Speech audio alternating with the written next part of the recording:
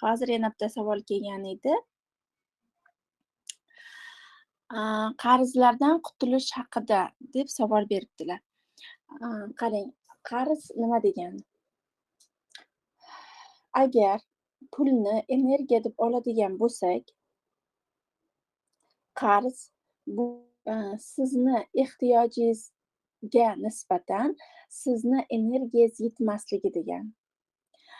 Endi qachon energiya yetmaydi?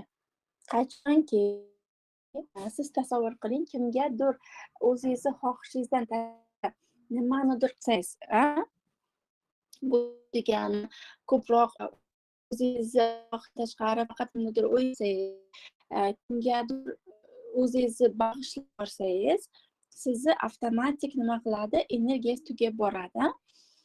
Endi buni qarzga, pulga ko'chiradigan bo'lsak, bu nima degani? Sizni ehtiyojingiz bor, lekin unga yetarlicha sizda hozircha energiya yo'q degan. Shuning uchun ba'zi bir insonlarni kuzatsangiz, qarzni ustiga qarz bo'ladi. Ya'ni bor, bu qarz yomon, umuman qarzni olgan inson emas. Boshqa tarafda aytmoqchiman. Ya'ni bu yoqda har bir inson o'zi kelishi kerak. Ehtiyojini o'sha energiya bu birinchi.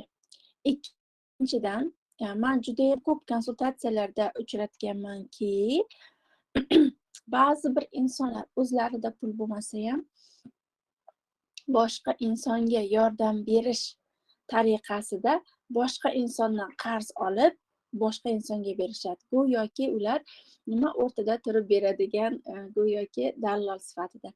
Bunaqa ham mumkin emas.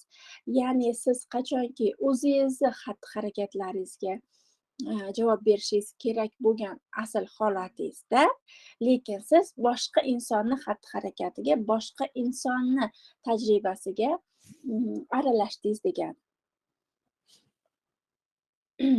Endi qarzdan qutulish. Har doim agar siz ongingiz qarzdan qutulish bo'lsa, bu sizni pozitsiyangiz va olingan qarz qachon inson qutulish so'zini ishlatadi? Qachonki sizni qafasda bog'lab turgandek sizga sezilsa, sizni o'zingiz umuman erkin his qilolmasangiz o'zingizni, siz avtomatik qutulish so'zini ishlatasiz va diqqat markazingiz, o'y-hayolingiz qayerda bo'lsa, sizni natijangiz ham xuddi o'sha joyda bo'ladi. Ya'ni siz qutulish haqida gapiryapsiz, siz faqat o'ziga yuk oluvchi, nimadandir qochuvchi inson pozitsiyasida nima qilasiz? Harakat qilasiz. Shuning uchun qarzdan qutulish pozitsiyasida emas, finansiviy, ya'ni moliyaviy erkinlikka chiqish, moliyaviy erkinlikka qanday erishish mumkin pozitsiyasida ish yuritishingizni, ya'ni ish yuritish bu yoqdan boshlanadi. O'y-hayolingizni mana shu pozitsiyadan boshlashingizni sizga tavsiya berardim. Va bundan keyingi xatti-harakatingiz siz har doim esingizda tursin, pulga ekvivalent, ya'ni ekvivalent bilasiz, nimaligini? Ekvivalent ravishda siz energiya sarflashingiz kerak. Siz o'zingizdan nimadir berishingiz kerak.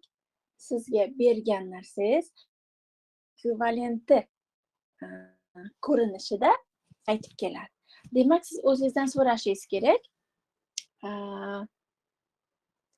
MX 1981 da Niko ostidagi kuzatuvchimiz, siz o'zingizdan so'rashingiz kerakki, sizga yetarli miqdorda pul kelishi uchun unga ekvivalent ravishda siz qanday energiya sarflay olasiz?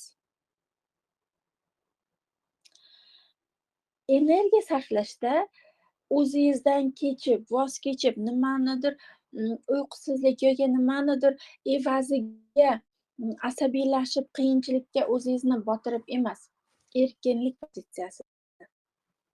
Nima bera olasiz borliqqa? Qanday energiya sarflay olasiz? Va o'sha energiyangiz ekvivalent ko'rinishda sizga albatta pullar keladi. Qachon inson qarz bo'ladi?